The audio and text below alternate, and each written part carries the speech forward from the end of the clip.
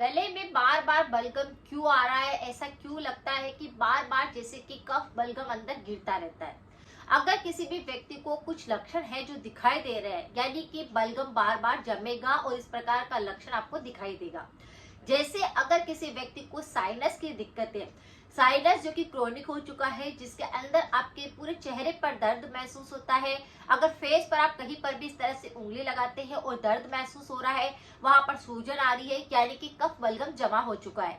इसकी वजह से पूरी तरह से सांस की तकलीफ होने लगती है और पूरी तरह से जैसे कि बार बार छींकें आएगी, इस प्रकार से एलर्जी होने लगेगी। तो साइनस वालों को सबसे ज्यादा लक्षण दिखता है कि बार बार नाक के अंदर से बलगम गले में गिर रहा है। ऐसे व्यक्तियों की सांस लेते हैं उसमें से बदबू आती है। जैसे कि आप बात भी कर रहे होते हैं और आसपास अगर कोई बैठे रहते हैं तो ऐसा महसूस होता है कि सांसों की बदबू आ रही है, कुछ बात करें तो मुंह से स्मेल आ रही है। इस प्रकार की बीमारी होगी कि जैसे बार बार कफ बलगम गिर रहा है अंदर, तो वह कफ बलगम बदबू पैदा करता है और उसकी वजह से बैक्टीरिया अंदर रहते हैं, इसकी वजह से स्मेल आती रहती है।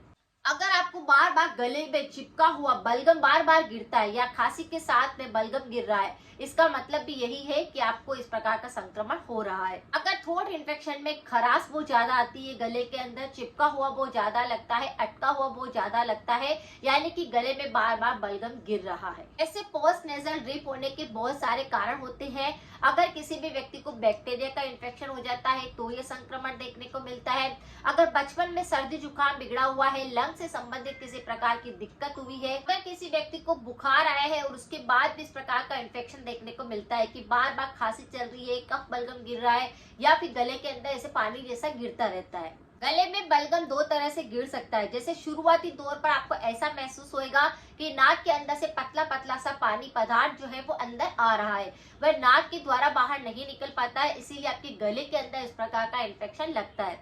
कई बार ये गाढ़ा रूप ले लेता है, कई बार इसमें से बदबू आने लगती है, कई बार आप खांसी करते हैं तो बार बार बलगम गिरता है। और यह संक्रमण सुबह सुबह सबसे ज्यादा देखने को मिलता है कि जब भी किसी व्यक्ति को इस प्रकार का इन्फेक्शन होएगा, सुबह उठते ही उनको ऐसा महसूस होएगा कि बलगम के कारण पूरे गले के अंदर मुंह में कड़वापन आ चुका है, चिपका हुआ महसूस हो रहा है, या आपको ऐसा लगता है कि गले में कुछ है, तो आप उसे निकालने की कोशिश करते हैं, खकार भरते हैं और उसकी वजह से और कई इन्फेक्शन देखने को मिलते हैं। तो अगर गले में बार बार म्यूकस जमता है या फिर गाढ़ा है या पतला है या आपको ऐसा महसूस होता है कि कुछ गले के अंदर चिपका हुआ है, तो ये दो रेमेडी आप आज कर लीजिए। दोनों ही रेमेडी काफी ज्यादा पावरफुल है। आपके बार बार जो चिपका हुआ लगता है, गले से बार बार बलगम गिरता है, उसको तो सही करेगा, लेकिन अब इस तरह की कई सारी और बीमारियां होने लगती है, उनको भी ये बिल्कुल सही करेगा। जैसे कि हमने यहाँ पर जाना है कि साइनस की वजह से इस प्रकार का इन्फेक्शन देखने को मिलता है, तो साइनस भी इससे बिल्कुल सही होएगा। अगर नाक में भी आपकी कफ बलगम जमा होगा तो वह उससे बिल्कुल क्लीन होएगा। यहाँ पर जिस रेमेडी की बात मैं कर रही हूँ वह है नस्य क्रिया। नस्य क्रिया करने से इन्फेक्शन आता है कि वह टेढ़ी हो गई है, मांस बढ़ गया है नाक का, तो वह संक्रमण सही होता है। और जो नाक के आसपास कई बार सूजन आने लगती है और कफ बलगम जमा होने लगता है, तो नस्य क्रिया करने से वह कफ बलगम पूरी तरह से मेल्ट होने लगता है और इस प्रकार से वो पूरी तरह से क्लीन हो जाता है। नस्य क्रिया करनी कैसे है और किस ऑयल से आपको करनी चाहिए जिससे आपको जल्दी आराम मिले? वैसे तो आयुर्वेद के अंदर नस्य क्रिया करने के कई तरह के इस तरह से ऑयल बना सकते हैं और नस्य क्रिया कर सकते हैं, लेकिन अगर किसी व्यक्ति को साइनस है और बार बार सर्दी जुकाम लगता है, निमोनिया या बचपन में सर्दी जुकाम बिगड़ा हुआ होता है, तो उसके लिए लहसुन वाला जो सरसों का तेल होता है वह बहुत ही ज्यादा पावरफुल होता है। इसके लिए आपको क्या करना है, दो छोटी छोटी लहसुन की कली ले लेनी है और थोड़ा सा कटोरी के अंदर सरसों का तेल गरम करने के लिए रखना है और उसके अंदर दोनों लहसुन की कलियों के आप चाहे तो पीस करके डाल सकते हैं या फिर उसे कद्दूकस करके डाल सकते हैं। हल्का सा जब लहसुन पकने लग जाए, ब्राउन होने लग जाए, तो गैस को बंद कर देना है और गुनगुना ऐसे रात को सोते समय पर दोनों नाक के नथुनों के अंदर आपको दो दो बूंद नाक के अंदर डालना है। और एक चीज और करनी है कि आपको जैसे कि ऑयल डाल दिया, उसके बाद आपको साइनस वाले पॉइंट को भी एक्यूप्रेशर करना है और नाक के अच्छे से मसाज करनी है। साइनस की मसाज किस तरह से करते हैं, उसके लिए कौन से एक्यूप्रेशर पॉइंट होते हैं, उस पर भी मेरा वीडियो है, आप चाहे तो उसको भी देख सकते हैं। अगर आपको थ्रोट इन्फेक्शन भी बहुत ज्यादा होते हैं तो आप उस पर भी मेरे काफी सारे वीडियो बने हुए हैं, एक बार जाकर आप उनको भी देख सकते हैं। सारी रेमेडी 100% इफेक्टिव है। तो साइनस वालों को एक्यूप्रेशर पॉइंट दबाने चाहिए, साथ में नाक की मसाज करनी चाहिए, जिससे कि आपके साइनस वाली जो कफ बलगम वाली दिक्कत होती है वह साफ हो जाए।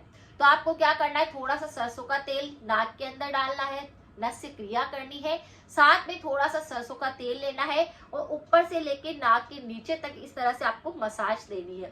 और जो लास्ट में यहाँ पर नाक के नथुनों के यहाँ पर जो पॉइंट है, उनको आपको इस तरह से पॉइंट को प्रेस करना है। जितना आपको अच्छा लगता है उतनी देर आपको एक्यूप्रेशर देना है, जितना आप सहन कर सकते हैं उतना आपको एक्यूप्रेशर करना है। ये कम से कम आपको 5 से 7 मिनट तक करेंगे। उसमें आपकी जो बार बार छींकें आती है, नाक से पानी गिरता है, आपके नाक में कोई स्मेल नहीं आती है, या फिर नाक के अंदर से कई बार बलगम गिरता रहता है, बदबू जैसा आपको संक्रमण लगता है, ये उसको बिल्कुल सही करता है।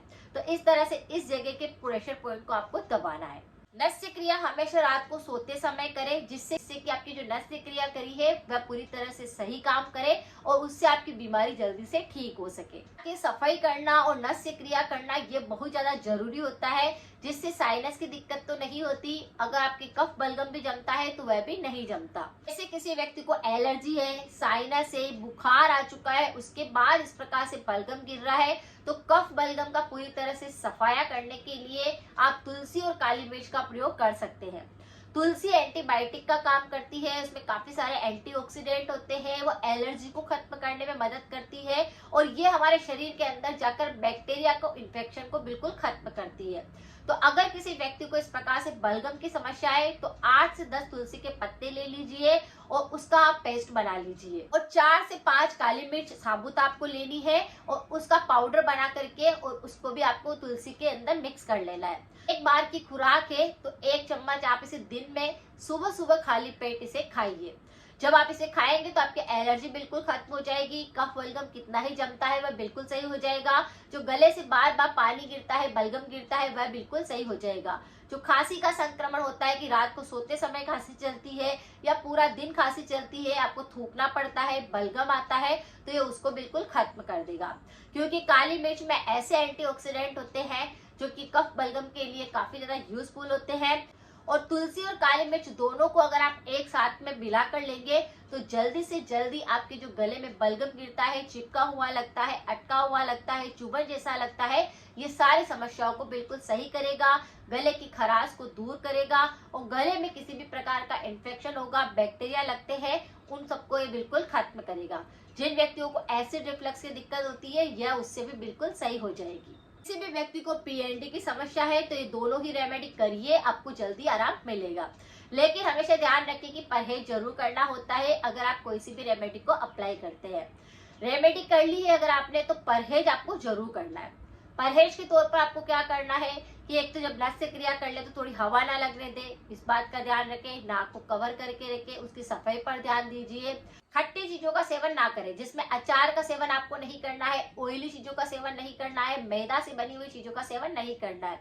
ऑयली फूड खाने से कफ बलगम की समस्या ज्यादा बढ़ जाती है, चिपचिपापन ज्यादा जम जाता है गले के अंदर और ऐसा महसूस होता है कि बार बार चिपका हुआ लगता है और बार बार बलगम आने लगता है।